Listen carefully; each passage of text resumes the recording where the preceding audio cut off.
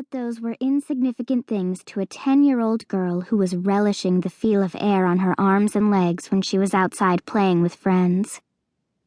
That's where we were when I had the first glimpse of the truth. Outside in the shade of a big tree, lazily tossing a ball between the three of us.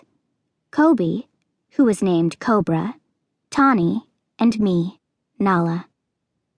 Then the voice plodded by, her tunic sleeves and trousers full length, of course, since the sight of her fat limbs would offend the eye. And then the boys came, with a glint in their eyes that made the three of us huddle together like sheep scenting a pack of wild dogs, and instinctively knowing that separation from the flock meant death. The boys weren't interested in teasing us that day.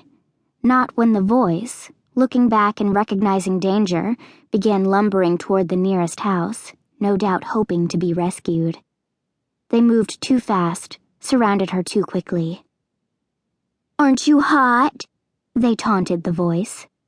"Aren't you hot, hot, hot? We'll help you cool off." They grabbed at her, pushed at her, and she kept turning, kept trying to move, no different from some poor, dumb beast, until one of them grabbed her hood and pulled it off, exposing her neck for the first time in our young memories. The boy scrambled away from her, silent and staring. Then she turned and looked at us girls, looked into my eyes. I didn't see a poor, dumb beast.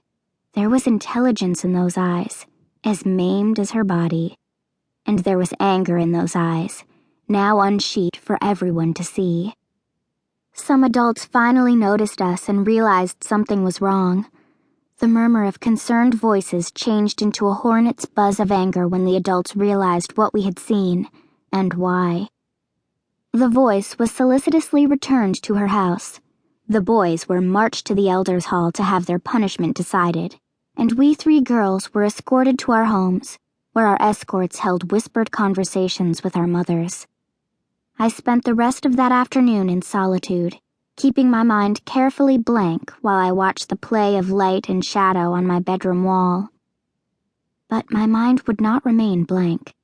Thoughts seeped up and got tangled in the shifting patterns of leaves on the white plaster wall. The voice had not been born mute. Had the injuries that had healed into those horrific scars happened at the same time she lost her parents? Was there a time when she had been called by another name? Even if her voice had been damaged and could not be repaired, the healers could sew better than the best seamstress and took pride in the health of the whole village. Why had they patched her up so badly? The pattern on the wall changed, and another thought drifted through my mind as the words spoken by the teachers each school day seemed to swell until I could think of nothing else. Until I could hear the threat under the words that were intended as thanksgiving. Honor your parents. Give thanks for them every day.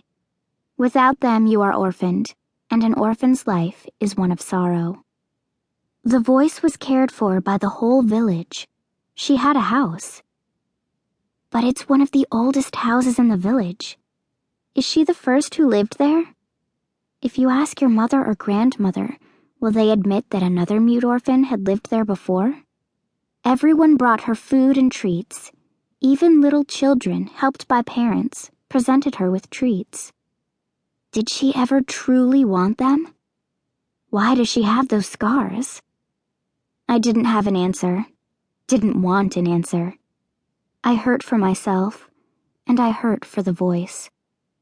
An hour before dinner, I emerged from my room. My mother studied my face carefully, then said, "I'll make you a moody cake. You take it to the voice. You'll feel better." "No," I said, my voice rough, as if something were eating away at my throat. "I'll make it." Mother studied me a little longer, then nodded. "Very well, you're old enough." So I made the little moody cake while Mother went into the garden and made no comment about her dinner preparations being delayed. It was considered bad luck to prepare other food while a moody cake was being made. And if a few tears fell into the mixture, I didn't think it would spoil the taste. As soon as